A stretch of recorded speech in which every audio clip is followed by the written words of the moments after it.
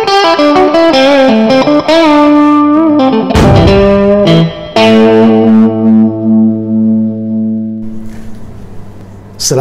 warahmatullahi wabarakatuh. Waalaikumsalam warahmatullahi wabarakatuh. Apa kabar Bung Jera? Alhamdulillah sehat walafiat. Semoga Bung Kica juga selalu sehat. Ya, amin. Kita juga berharap semoga teman-teman Kicau Jelata juga selalu dalam keadaan sehat dan walafiat. Walafiat. Bung Jera.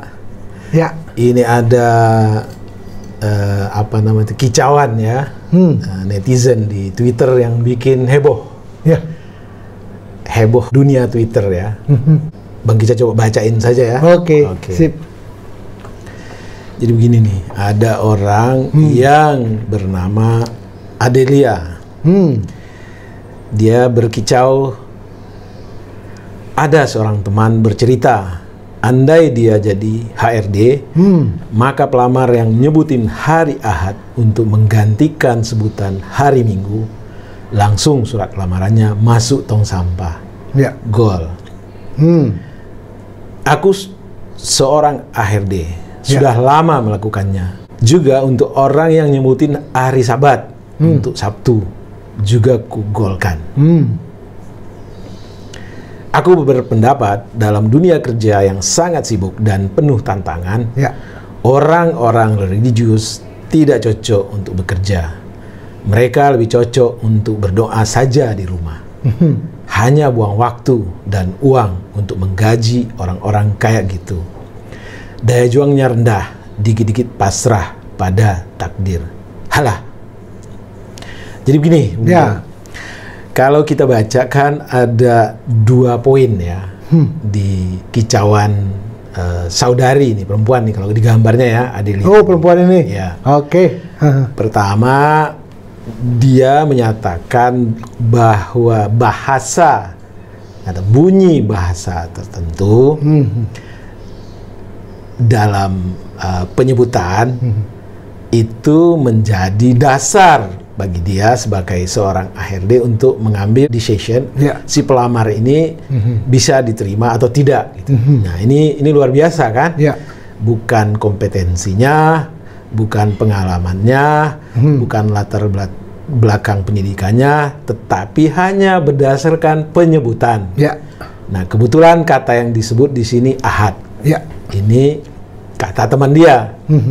Dia sendiri meresponnya, dia sudah lama melakukan itu. Bahwa dari sebutan kata saja, dia juga akan membuang ke tong sampah lamaran orang. Nah, dia menyebutkan kalau ada yang bilang hari Sabtu itu sebagai Sabat, ya gue buang juga, gue nggak terima. Itu satu ya, dari sisi bahasa dia menganggap bahwa itu udah cukup bagi dia untuk menerima atau tidak menerima seorang pelamar. Ya kan? Ini luar biasa ini. Luar biasa. Jadi ada di luar itu kelaziman ya, di luar best practice. Ya. Dia punya kriteria yang khusus kayaknya nih dalam menyeleksi orang. Gitu. Lalu yang kedua ya, dia berpendapat, jadi ini sepertinya kata yang dia sebut tadi, Ahad, Sabat, itu dikaitkan dengan dalam tanda petik sering digunakan oleh orang-orang yang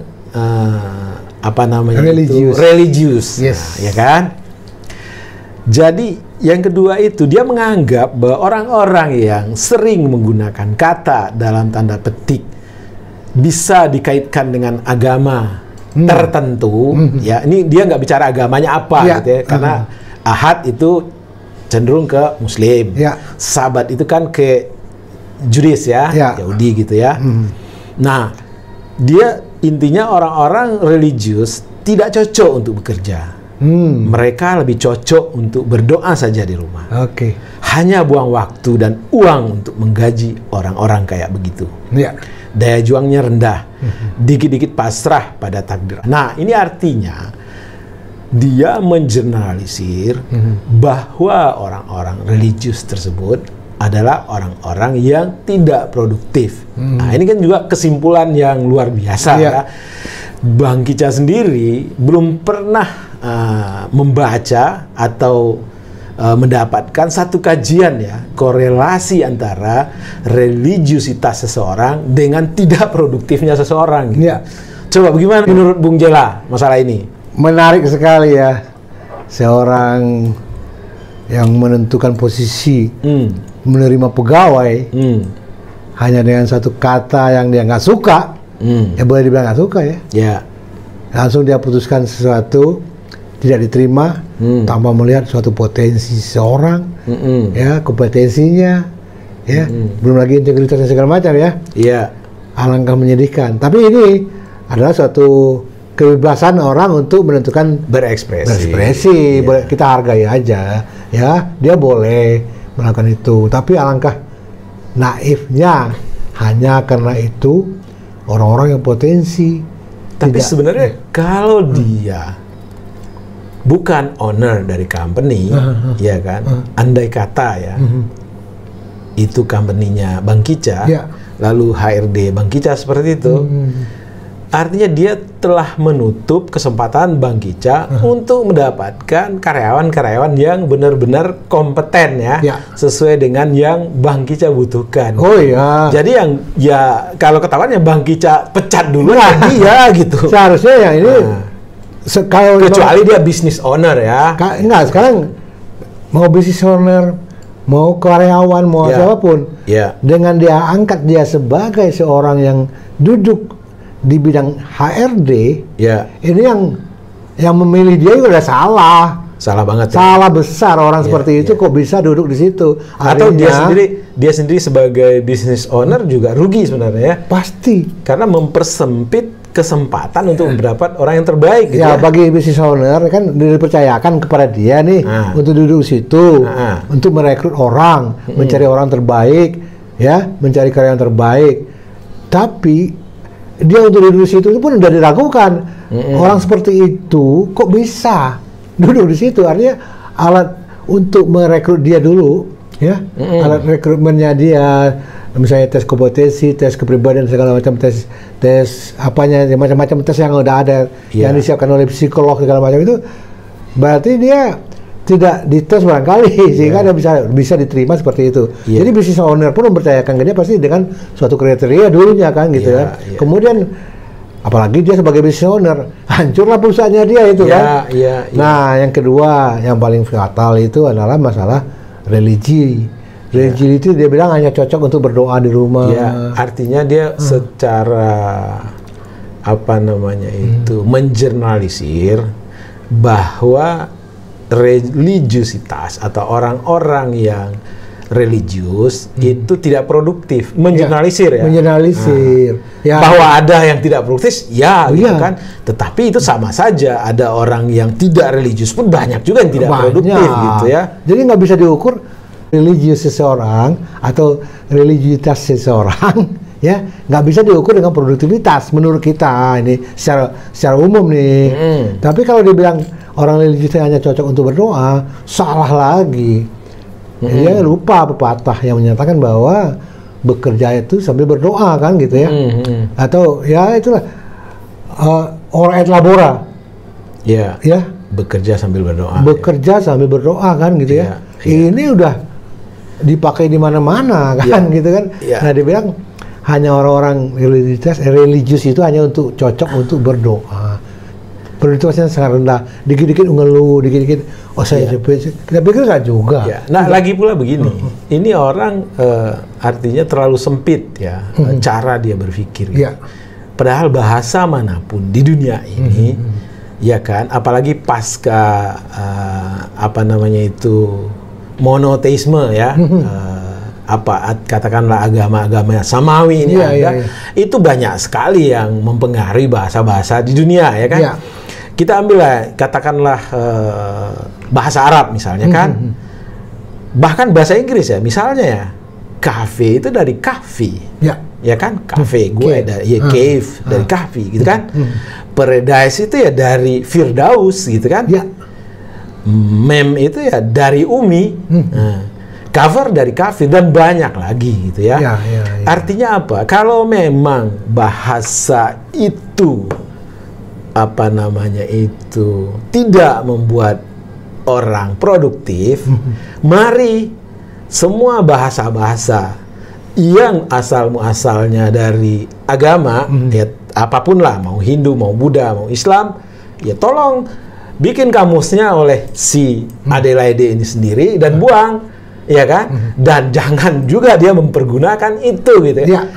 Artinya terlalu sempit ya. Gimana menurut Bung Jela itu? Ya tinggal kita kembalikan aja kepada saudari ini ya. Suruh dia ngomong, berbicara dalam bahasa Indonesia yang benar.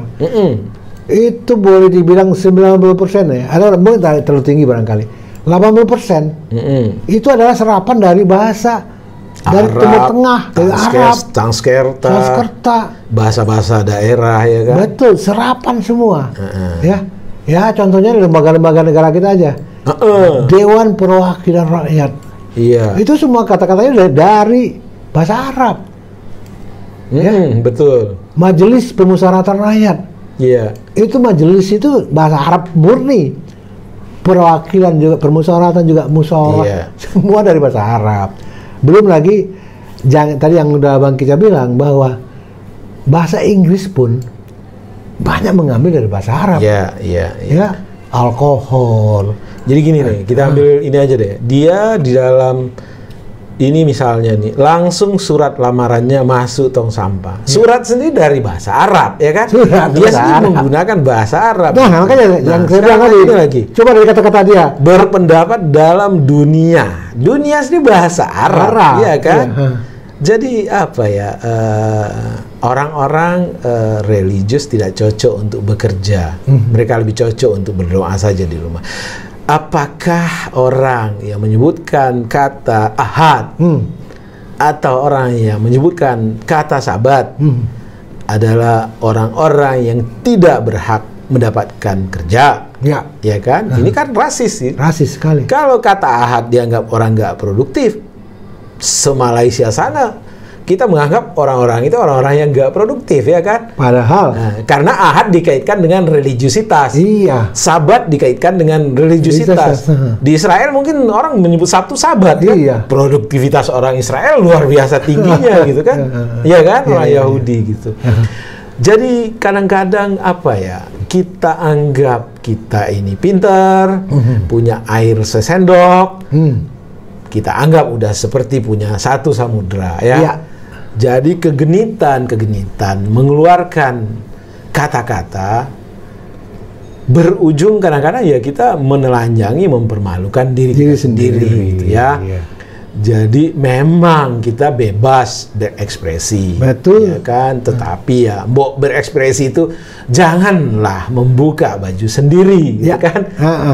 Janganlah membuka baju sendiri, gitu. Menunjukkan seperti apa, jangan terlalu naif lah. Jangan terlalu naif, gitu. Timbalah carilah ilmu, baru ngomong, gitu ya.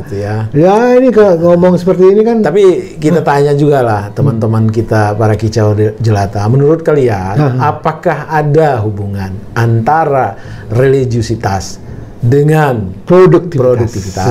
Satu. Yang kedua, apakah penggunaan kata-kata tertentu menjadi bagian dari kalian untuk mengukur kompetensi atau kemampuan seseorang? Kita tunggu jawabannya. Oke. Jadi kita harapkan teman-teman sobat kicau jelata, cobalah kita lihat dalam setiap persoalan, carilah core dari masalahnya itu. Jadi jangan hanya sekedar kulit-kulitnya saja, gitu kan? Kita lihat core-nya seperti apa, persoalannya seperti apa, kemudian baru kita gali kompetensinya seperti apa, integritasnya seperti apa. Kemudian yang unsur-unsur yang prinsip yang lain yang penting, jangan karena satu hal yang sifatnya hanya permukaan, kita langsung mengambil sesuatu kesimpulan, tentu akan sangat merugikan. Saya kira itu gitu, Bang. Oke, Sobat Jelata, demikian kicau pendek kita yang ringan, tetapi kita berharap dari sesuatu yang ringan dan mungkin ini personal, ya. Tapi personal juga kadang-kadang berlaku universal. Mari kita mengambil hikmah dari kicau pendek ini. Salam sehat dan semangat. Wassalamualaikum warahmatullahi wabarakatuh.